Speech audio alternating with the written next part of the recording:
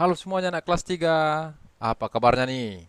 Moga hari ini kabarnya baik-baik semuanya.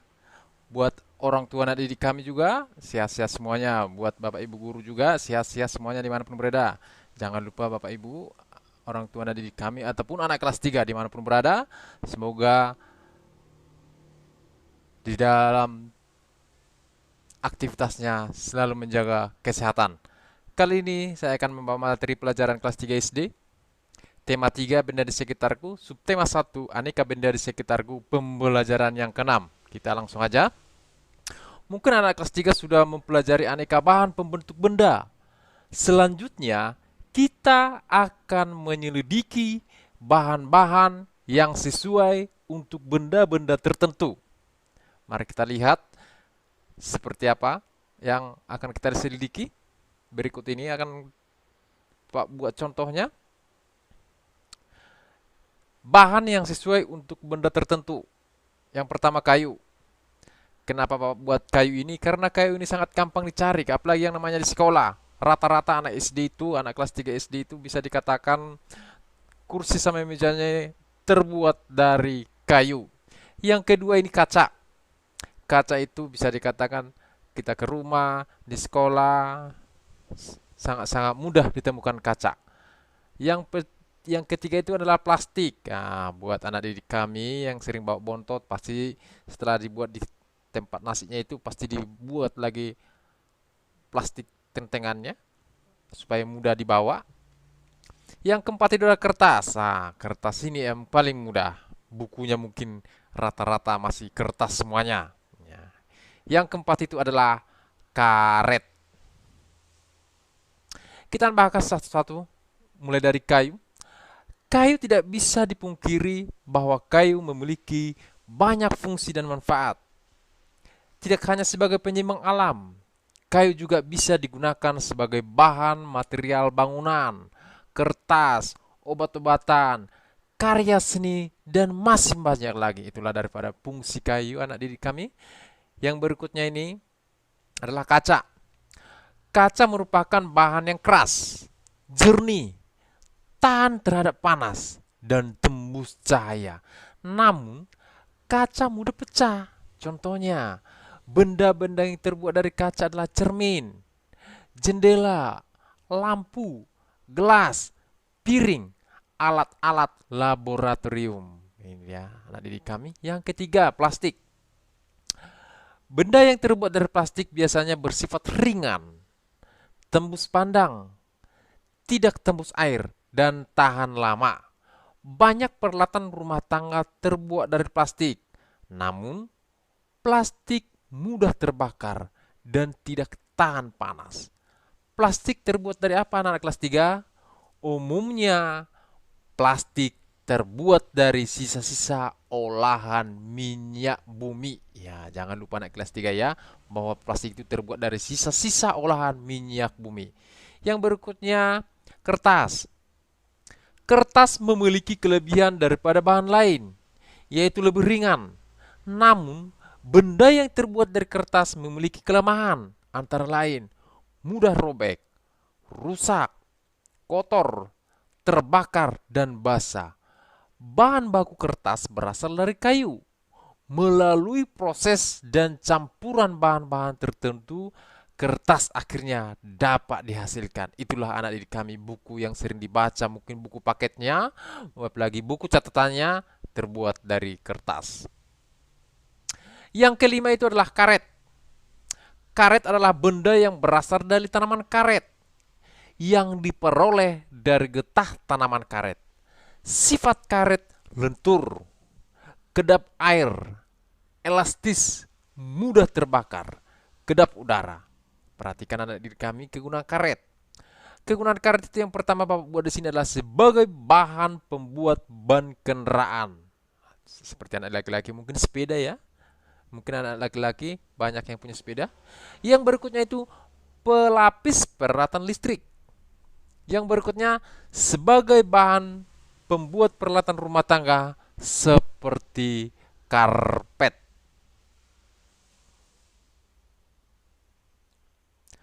Berikut ini akan Bapak sampaikan kepada anak kelas 3 SD musyawarah. Di sini akan Bapak bahas apa aja keuntungan melakukan musyawarah, karena musyawarah itu sangat-sangat dibutuhkan. Buat Bapak Ibu guru yang dari guru kelas 3 SD, harus kita bina, kita ajarkan kepada anak didik kita seperti apa musyawarah itu. Ya, perhatikan anak kelas 3 semuanya. Dengan bermusyawarah dapat menyelesaikan lebih mudah dan dapat diterima oleh segala pihak. Nah, itu maksudnya anak-anak didik kami. Kalau bermusyawarah itu sangat-sangat mudah untuk menyelesaikan suatu masalah. Nah, karena musyawarah itu berkumpulnya beberapa orang, idenya sama-sama menyampaikan idenya masing-masing, dengan catatan idenya hal-hal yang positif. Keuntungan yang kedua anak didik kami akan Bapak sampaikan kepada semua anak kelas 3. Dengan bermusyawarah dapat menjalin kerukunan dan mempererat kerjasama. Nah, ini dia bagi yang anak didik kami yang mungkin juga berantem. Nah, kalau di musyawarah ini kita boleh berdamai untuk menyelesaikan satu masalah. Buat juga orang tua anak didik kami dimanapun berada, bermusyawarah itu lebih bagus untuk menyelesaikan suatu masalah. Yang berikutnya ini adalah bagaimana cara menghormati pendapat temanmu. Ini maksudnya adalah pada saat bermusyawarah itu, cara kita menghormati teman-teman sesama anak kelas 3. Di sini akan buat dua contohnya. Gimana caranya menghormati pendapat? Yang pertama itu adalah tidak memotong pembicaraan. Mungkin anak kelas 3 ini sering kawannya lagi bicara, langsung dipotong kawan yang lainnya lagi. Kita harus saling menghargai anak kelas 3. Yang berikutnya akan Bapak sampaikan di sini, tidak membentak teman saat mengemukakan pendapat. Nah, jangan langsung marah-marah, apalagi ketua kelas mungkin sebagai pemimpin musyawarah. Jangan langsung marah ya ketua ya. Bagus-bagus sama temannya, tetap menghargai temannya. Meskipun sudah salah anak kelas kawan-kawan itu, kita harus menghargainya, kita perbaiki yang salah itu supaya lebih bagus lagi ke depan. Di sini akan Bapak bahas mungkin anak kelas 3 dalam pemilihan ataupun kalau ada pintu yang dilihat di sekolah atau di rumahnya, kita lihat kamu harus memilih bahan yang tepat untuk membuat benda. Karena pemilihan bahan dapat menjadikan benda berfungsi maksimal. Ini dia anak kelas 3 ya. Benda-benda yang di sekitar kita harus kita pilih supaya lebih berfungsi maksimal. Apa bahan yang baik untuk membuat daun jendela? Ini dia, jendela di rumah ataupun di sekolah, dimanapun itu, apa kira-kira cocok yang pas? Ini dia. Yang pertama itu adalah jika anak kelas 3 atau orang tua anak didik kami memilih kayu sebagai bahan atau model kusen pintu jendela, anak kelas 3 atau orang tua anak didik kami harus melakukan perawatan secara berkala. Sebab beberapa jenis kayu tidak bisa menahan serangan hama seperti rayap dan mudah lapuk akibat terpaan hujan atau panas matahari. Yang kedua, aluminium. Aluminium dikenal sebagai material berbobot ringan, jadi bisa dengan mudah dibawa kemana-mana. Namun, anak kelas 3 orang tua anak didik kami harus berhati-hati saat memilih material ini di toko karena aluminium yang mempunyai kualitas rendah akan mudah memuai dan bisa mempengaruhi kusen. Selain itu anak kelas 3, pemasangan untuk kusen dari aluminium ini terbilang cukup rumit karena masih membutuhkan penyekat karet. Nah, ini dia harus diperlukan juga karet karena orang yang pas untuk mengerjakan ini. Yang ketiga itu adalah kaca. Perhatikan juga contoh seperti pada nomor 1 ini. Bapak akan menyampaikan pada anak kelas 3 nama benda. Benda itu terbuat dari apa, kelebihan benda tersebut, dan kekurangan benda tersebut. Di layar ini, di video ini sudah ada contohnya. Daun jendela nama bendanya. Daun jendela itu terbuat dari kayu dan aluminium. Kelebihan dari kayu, kuat. Beberapa jenis kayu dapat bertahan ratusan tahun. Kekurangan dari bahan tersebut, Kekurangan dari kayu itu maksudnya anak didik kami dapat terkena rayap dan mudah terbakar. Itu dia. Yang kedua, terbuat dari bahan aluminium. Aluminium itu ringan, tidak dapat dimakan rayap. Itu sudah pasti. Kekurangan dari bahan tersebut adalah tidak tahan benturan keras. Nah, mungkin kalau dia kena bentur langsung peot dia. Jadi jelek kelihatan, apalagi jauh jendela. Mungkin tidak bisa lagi ditutup dengan bagus. Bapak akan buat contohnya yang kedua. Contoh yang kedua itu adalah pintu rumah. Pintu rumah ini sangat mudah ditemukan, apalagi kita pulang sekolah ataupun ke sekolah. Pintu sekolah juga ada. Nah, pintu rumah atau pintu sekolah kita buat contohnya, bahan-bahannya terbuat dari apa anak didik kami? Dari kayu dan kaca. Kita lihat kelebihan dari kayu. Pintu rumah kelebihan dari kayu itu, perhatikan anak kelas 3 semuanya. Pintu rumah berbahan kayu, berkualitas tinggi, akan tahan benturan dan tekanan. Nah, ini dia. Apalagi anak kelas 3 mungkin tiba-tiba langsung dipukulkan, tiba-tiba nutup pintu itu. Nah, tidak seperti aluminium, mungkin langsung peot. Kekurangan dari kayu itu, pintu rumah kayu umumnya sangat sensitif terhadap kelembapan. Ini maksudnya pada saat datang hujan anak didik kami mungkin meresap atau kena hujan pintu rumah itu. Mungkin langsung jamuran dia. Mungkin langsung lapuk dia. Itu dia. Yang berikutnya pintu rumah kalau terbuat dari kaca. Kelebihannya pintu rumah yang terbuat dari kaca, perhatikan anak kelas 3 semuanya, memberikan peluang sinar matahari masuk ke dalam ruang bangunan. Nah, ini dia. Mungkin anak didik kami pada saat kalau pintu rumahnya terbuka atau terbuat dari jendela, tanpa dibuka pintunya, sinar matahari itu akan masuk ke ruang rumah tersebut. Apa kelemahannya kalau pintu rumahnya terbuat dari kaca? Berikut ini akan Bapak sampaikan kelemahan pintu rumah yang terbuat dari kaca. Kaca adalah material yang sangat mudah pecah. Ini dia. Mungkin anak laki-laki kalau lempar-lemparan hati-hati. Kalau pintu rumahnya jangan salah melempar, apalagi batu-batu besar bisa pecah dia. Yang ketiga ini contohnya, nama bendanya adalah kursi. Kenapa Bapak buat kursi? Yang kedua dari pintu rumah? Karena yang dua ini, benda yang dua ini sangat-sangat mudah ditemukan di rumah maupun di sekolah. Kursi ini Bapak buat contohnya terbuat dari kayu dan plastik. Apa kelemahan kalau terbuat dari kayu? Kelemahannya adalah lebih mudah kita temukan, lebih ringan, awet. Itu dia anak didik kami. Apa kekurangan kalau terbuat dari kayu? Ini dia. Dudukannya keras, kurang empuk. Mungkin anak kelas 3 agak lasak ya kalau duduk lama.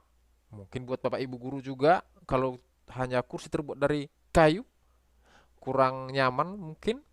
Tapi yang Bapak sampaikan ini kelebihan dari kurangannya seperti inilah, dudukannya keras, kurang empuk.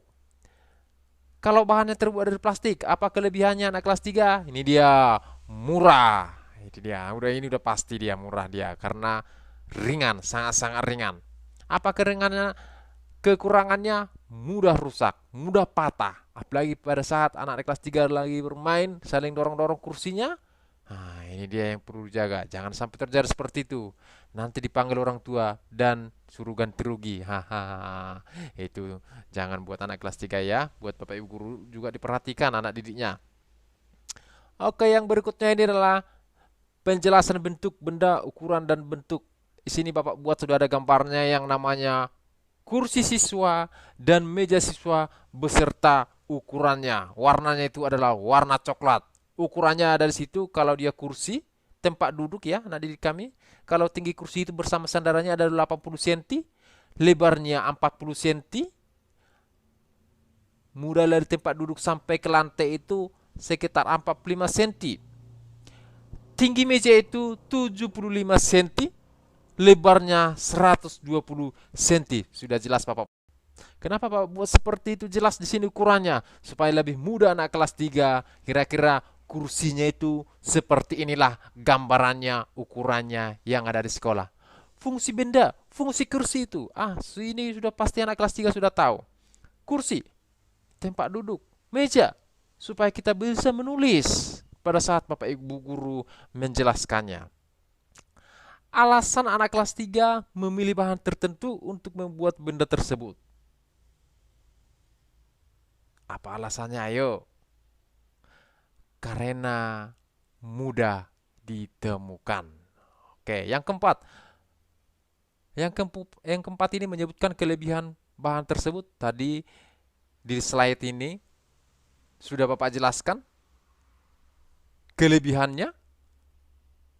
Kalau kursi itu lebih mudah kita temukan, lebih ringan dan awet. Ini dia adik ya. Yang kelima, menyebutkan kekurangan bahan tersebut. Di sini sudah juga Bapak jelaskan kekurangan dari bahan tersebut seperti kursi ya. Dudukannya keras, kurang empuk, itu dia. Kami jangan salah menyebutkan. Bapak akan melanjutkannya. Ini mengenai meter anak didik kami, mengenai hitungan matematika. Perhatikan bagus-bagus. Ini harus betul-betul harus Bapak ajarkan secara mendetail supaya anak kelas 3 lebih paham. Meteran gulung disebut juga meteran saku. Meteran gulung berfungsi untuk mengukur panjang benda yang lebih dari 1 meter. Meteran ini biasa digunakan pekerja bangunan atau tukang kayu. Anak di kelas 3 juga bisa membawanya ke sekolah. Mana tahu ada di rumahnya bisa dibawa ke sekolah. Di sini akan buat contoh soal, ada 5 contoh. 254 cm sama dengan titik-titik meter ditambah titik-titik cm. Di bawah sudah jelas bahwa buat 1 meter itu 100 cm. Jangan lupa anak kelas 3 ya. 1 meter 100 cm. Kita kembali ke soal A, 254. Perhatikan, 254 berarti ada 200-nya. 200 itu sama itu dengan 2 meter. 200 cm sama dengan 2 meter. Gimana dengan 54-nya? 54-nya jangan masukkan ke meter, langsung masukkan ke cm supaya yang kedua ini, yang Bapak buat ini, udah jelas dia. Karena ke meter dia nanti pakai koma. Kalau sini cm tidak pakai koma. Jadi berapakah 254 cm ke meter? Ini dia anak didik kami. 2 meter. Kalau ke cm berapa? 54 cm. Jadi 254 cm itu sama dengan 2 meter 54 cm. Bapak akan jelaskan yang kedua, yang B, 390 cm. 300. Tadi Bapak jelaskan 1 meter itu 100 cm. Kalau 300 berarti 3 meter. Ini dia anak didik kami. Yang 90-nya masukkan dia ke sentimeter. Yang C. Yang C ini adalah 365 cm. Berapa meter dan berapa sentimeter? Dia 300. 1 meter 100 cm. Ini yang 300 berarti 3 kali 100-nya. Berarti di sini kalau 3 kali 100-nya, sini 3 meter. Berapa sentimeternya? 65 cm. Yang D, 909 cm. Ini dia. Ini ada di gamnya. Jangan lupa 900 berarti kalau 1 meter 100 cm, kalau 900 berarti di sini angka angka 9. Di sini berapa sentimeternya? Iya, betul 9 cm. Yang terakhir 400 cm. Iya, ini paling gampang ini diantara yang 5 soal ini. 400 cm. Ini dia paling gampang, langsung 4 meter. Jangan lupa nanti di kami kita diulang-ulangi di rumah supaya lebih paham. Buat orang tua anak didik kami juga tetap pantau anak didik kita, tetap dibimbing karena di video ini sudah jelas Bapak buat juga buat Bapak Ibu guru. Mari kita saling mendukung, mari kita saling berbuat yang terbaik untuk anak didik kita supaya lebih maju lagi ke depan. Demikian video pembelajaran tema 3, subtema 1 pembelajaran ke-6. Semoga bermanfaat buat Bapak Ibu guru, orang tua anak didik kami, dan anak-anak kelas 3.